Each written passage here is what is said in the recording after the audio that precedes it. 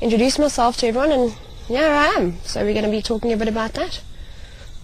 Cool. Well, a couple of things, a few of the questions that came through, we'll touch on one or two of those just now, especially since some of them regard elephants, and also sort of links into a fantastic drive this afternoon, short, but really fantastic elephants around the waterfall pan. Also, tonight we're going to talk a little bit, like we did last weekend or last Sunday evening, a little bit about our sort of personal backgrounds. How did we end up being where we are today?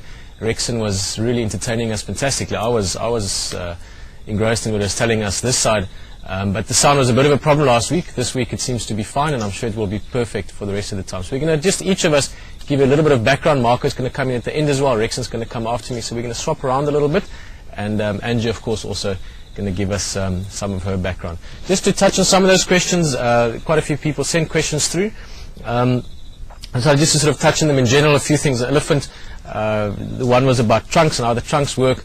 It sort of stood out to me a little bit just because we had a beautiful sight this evening with that elephant sniffing around in the dust. Basically, the question was referring to how the trunk is put together, if you want. I mean, in terms of muscle and so on, it literally is a long nose with two nostrils running down the length of it, and just a whole bunch of, Angie, I mean, you probably know as well, over time it's one of those guiding things, 60,000, 30,000, 90,000, thousands of muscles in it. Thousands of muscles in it, yes. They talk about thousands of muscles in the elephant trunk, but the essential thing about an elephant trunk, it's just muscle and no bone, and it's probably the most essential tool that the elephants would rely on for feeding, for taking water in. I mean, they use it a lot for taking water in. There's no official stopping mechanism. They just have full control of their trunk, and it's very sensitive.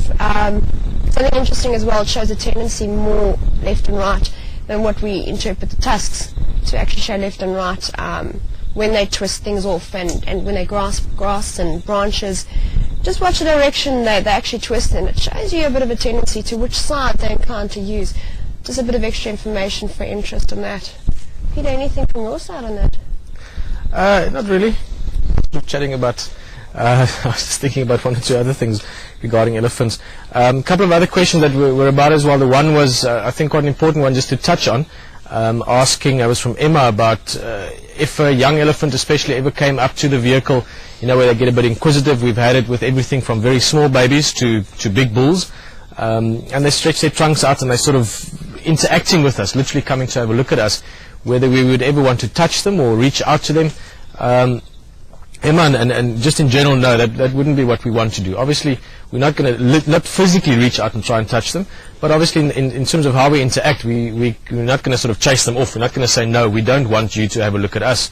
I just think that would be quite rude, considering that we look at them all the time. So we're never going to try and physically interact and start playing with animals, if you want, but certainly the way we interact with them, I hope will encourage them to maybe have a look at us the same as we do at them.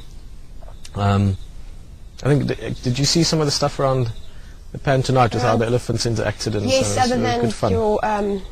Yes, no, absolutely. We saw you moving around the waterhole there this afternoon. We're having a good giggle in the control room this evening. I think definitely the biggest thing is when we are observing animals, we need to remember we're in their environment. We need to respect that. If they want to approach, it's usually out of curiosity. Obviously, if you're not giving them any reason to feel threatened. So if they approach, it's fine. I think let them approach, don't approach them. If they try to touch, let them do that. Sometimes if you would try to reach out to an elephant or a lot of creatures, they might perceive that to be a threat and react in a bad way. The best is just to sit back and let them carry on, unless they start chewing on a body part. You know, that's understandable. But leave me alone. Let them, yeah. The problem with elephants in a trunk, they can hit hard with their trunk, so you're not inclined to want to touch it. But it's down to respect. Let them inspect and just monitor, observe. The odd thing is leave no footprints. Yeah, I think it's a very important thing, which obviously we do, but over the next few months and years there will be more and more opportunities to maybe explain this, but it's exactly what Angie said just now. It's just to be part of it. In other words, like around that pan tonight, I'm just using that as an example because it sort of fitted in. But imagine it being a kudu or a rhino or another animal coming down to that waterhole and how you would interact with each other, and the elephants interacting with you in the same way. So it's more just sort of giving each other and allowing each other the right space and the right respect. But I think before we go into too many animal things tonight, we are going to sort of run through a little bit of our background. For the sake of time, I'm not going to go into my background too much tonight. We'll maybe do that another time again. Basically, my background is just long enough here now that I sort of feel like my background has been here, and I'm sure lots of people have picked up on some of that. I think much more from a curious point of view. I'm also quite curious.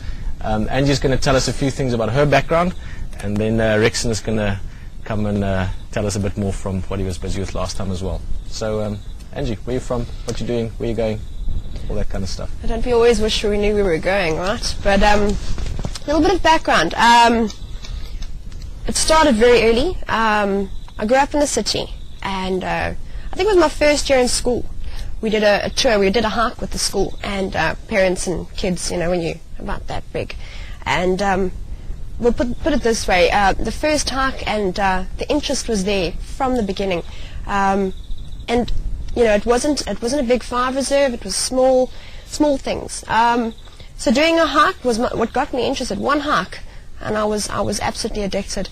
And you're going to interrupt you quickly, sorry. Yes. What age were you? I was 6. 6? Yeah. So like 6. literally starting school? I was first year in school, first hike, the first, school outing. And right. maybe if it was a school outing to maybe a candy shop, I would have been a sugar addict. I don't know, but luckily it was a hike. And other thing is my mom, she had a knee operation, she couldn't keep up. So I used to stick around with her, and to entertain me and to get her breath back, she'd have a look around and she'd show me how baboons had knocked rocks over and lizards running around and flowers. So the small things, that is where my interest lies. It's in all the small things you see. Love animals, but when you're not looking for animals, you can't always see the big 5. We all know this. So taking some time out and looking what else is actually going on. There are thousands of things going on in the bush if you just stop and look. So that's chewing basically on some what's silver interesting. cluster leaf leaves. Chewing on some silver cluster leaf leaves, yes. For those who remember the trial game drive, testing is also a good way of checking out the bush. Yes, tasting. So and that's been nurtured. I've done everything I can to improve that knowledge, and it's definitely home. Bush is home. So in terms of future, I'm not exactly sure where or how. As long as it's in the bush, I'm going to be content on that. Cool. Well, I sort of interrupted there just because it caught my attention the fact that that your curiosity or passion started from a young age, because we've got quite a lot of young people also joining us on Drive, which I don't think too many of them are probably watching at the moment, but we do have a lot of literally 6, 7, 8-year-old kids, which is something that I find very exciting and very cool, that people get that opportunity, maybe not quite in a walking around the bush way, but they get to be involved with this as well. Angie, I'm going to just sort of let you talk a little bit more. I'm going to jump out and get behind the camera. Thank you very much from my side. I'm not going to see you again from this side of the fire tonight. See you tomorrow morning on Drive. Everything should be cool. And just going to talk to you a bit more, and then Rexon will join her as well. Actually, that's something that I'm finding interesting. As most of you know, I think it's literally my 5th day here. And Wild Earth has an atmosphere like no other. Yes, I'm the only girl here at the moment, but they're all very polite, very respectful. All the men I work with are gentlemen, so I must say it's been a very warm welcome. And one of those who's given me a really warm welcome is Rexon, my Shangaan friend, as we're now calling him. Hi everyone, just joining here around the fire. It's very good for me, and nice to meet Angie for his 5th day around the camp, which is very awesome. Yeah, it's been good meeting you as well, Rexon, I must say. You've always been quiet, always friendly, always got the smile on your face, I must say. Yeah, it's how the Shangaan behave around the area. Shangaan. Oh, that's a brilliant interest in Shangaan.